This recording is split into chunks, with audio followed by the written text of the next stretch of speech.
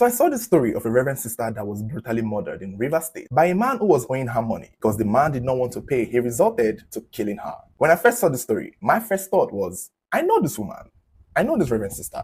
We've talked about her before on this channel. If you guys remember, back in 2022, there was this story of a fake Reverend Sister that was arrested in Rivers State in the same Alu community for running a fake orphanage home where there were over 15 children believed to have been kidnapped from their parents within and around Rivers State. Some were said to have been kidnapped from Imo State. Some were said to have been kidnapped from Anambra State. This woman, this Reverend Sister by the name of Maureen Wochenu, was the one in 2022 paraded and arrested by the police for kidnapping, trafficking, selling and buying children. I didn't go out to kidnap any child.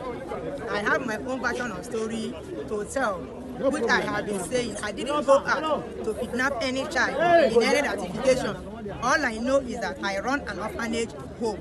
That was what attracted these children towards me. When the police did their investigation, it turned out that many of these children had been reported missing, some of them as far back as 6 years before she was arrested. Some of their names had been changed. Some of them were lured under the guise of, come, let me take you to fellowship, come, let's go to church, come, let's go to lesson. And that is how this woman back then used to kidnap children, apparently. She even made a confession that there were 2 other people working with her, that these 2 people used to supply her children, that she would pay about 50K for these kids and would sell them sometimes for 100K. Although she denied all the allegations, but these were charges that were brought to her and she was even taken to court. And it turned out that she was even charged for murder because some of the children over time would die in her care. By rights, she is supposed to be in prison and not on the streets looking for who is owing her money. So I'm surprised that in an unrelated turn of events, she is now the victim of a crime being committed against her.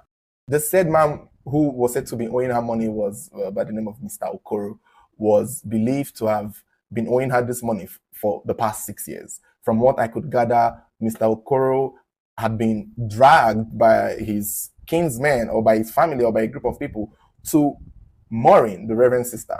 And I guess at the time she had not had that scandal. So she was believed to be a real Reverend Sister. So they brought Okoro to her to settle a case. And in a bid to be Mother Teresa, she borrowed Okoro money to sort out the issue with hopes that Okoro will pay her back.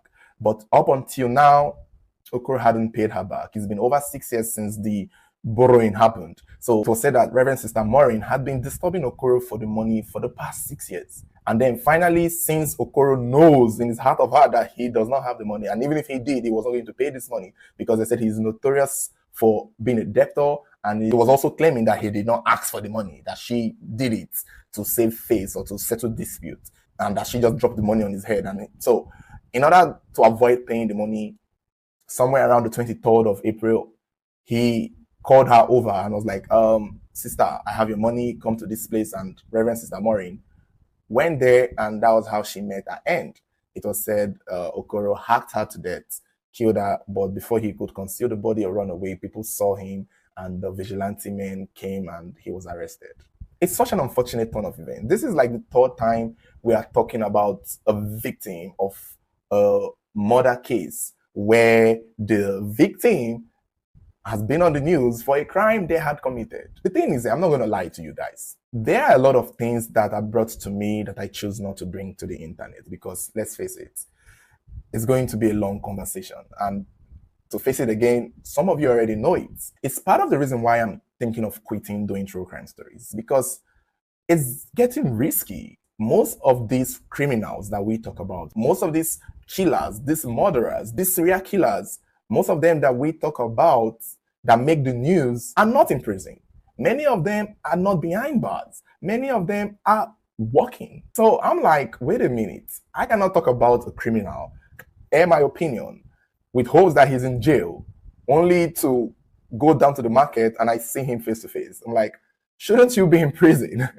Why is this woman not in prison? She should have been in prison, given the charges, given the crime she was accused of committing: human trafficking, kidnapping children. She is like the Evans the kidnapper of the Reverend Sister world. I don't know why she's not behind bars. The last we heard of her trafficking story, she was remanded in prison. So how come she's being killed in a farmland in Alu? This would not have happened if she was behind bars for the crime she committed. And there are many people like this. There are many people we've talked about here who have confessed to killing who they say they killed, who have been arrested for murder, stabbing, killing, serial killing, raping. But sadly, once in a while, I'll get messages from people related to these crimes telling me that, oh, he's out of prison. Oh, he's not in jail. Oh, I saw him walking around. Oh, he texted me. He chatted me up. I'm like, why are these murderers walking freely in the streets?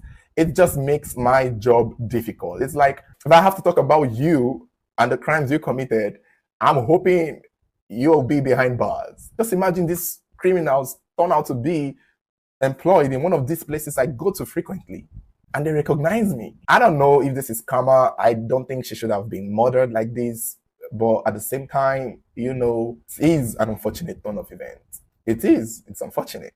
Let me know your thoughts.